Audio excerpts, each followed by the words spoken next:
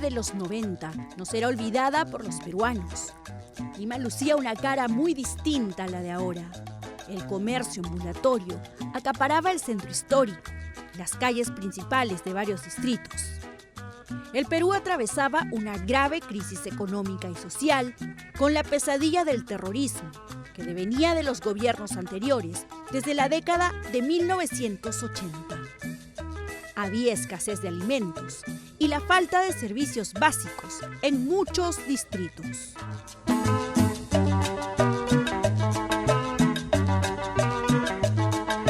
La ingestión de comidas preparadas en condiciones antihigiénicas hizo que se elevara peligrosamente, en las últimas horas, el número de pacientes atacados por la epidemia del cólera en distintos puntos de Lima. A principios de 1991, en febrero para ser precisos, una noticia removió los cimientos de una Lima inmersa en sus problemas económicos. Se reportó el primer caso de cólera en el Perú. Ocurrió en el puerto de Chancay, en la provincia de Huaral. En más de 100 años no se había registrado ningún caso en Latinoamérica. Era todo un acontecimiento y un drama para el país. La mala educación en hábitos de higiene, sobre todo en las poblaciones rurales y urbano-marginales, nos hizo vulnerables a este mal. ¿Pero qué era esta enfermedad? Según la OMS, el cólera es una enfermedad bacterial intestinal aguda, producida por el Vibrio cholerae. Los síntomas iniciales son diarrea incontenible, vómitos ocasionales, rápida deshidratación, acidosis y colapso circulatorio. Estos dos últimos son causantes de muerte.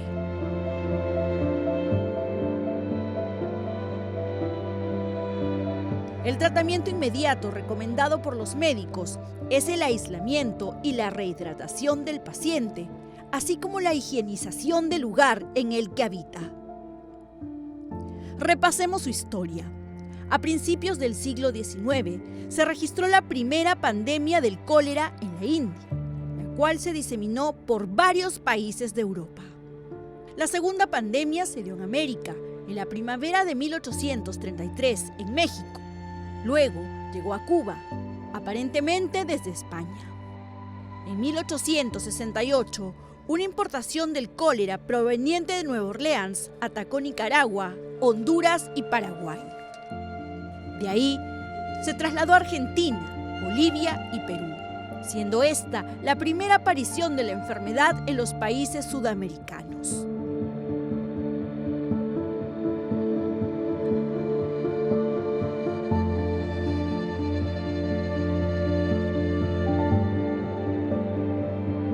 Desde su llegada a las zonas costeras del norte peruano en 1991, el cólera no tardó en propagarse al resto del país. Los primeros casos se registraron casi simultáneamente en 3 ciudades costeras separadas 400 a 500 kilómetros entre sí: Chancay, Chimbote y Piura.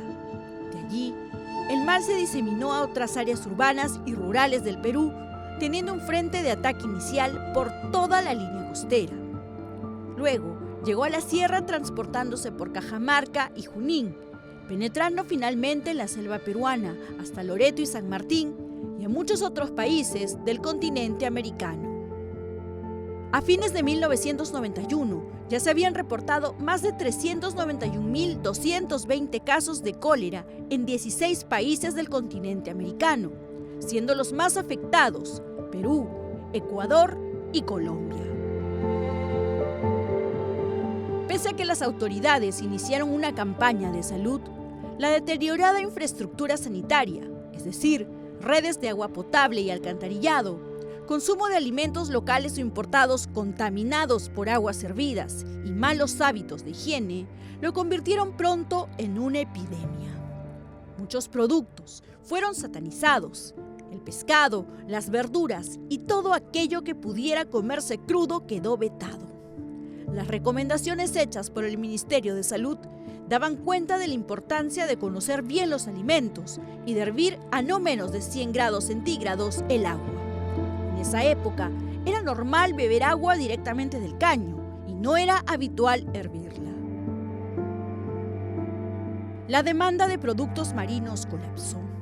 Miles de pescadores, comerciantes, embaladores, transportistas y trabajadores perdieron sus empleos.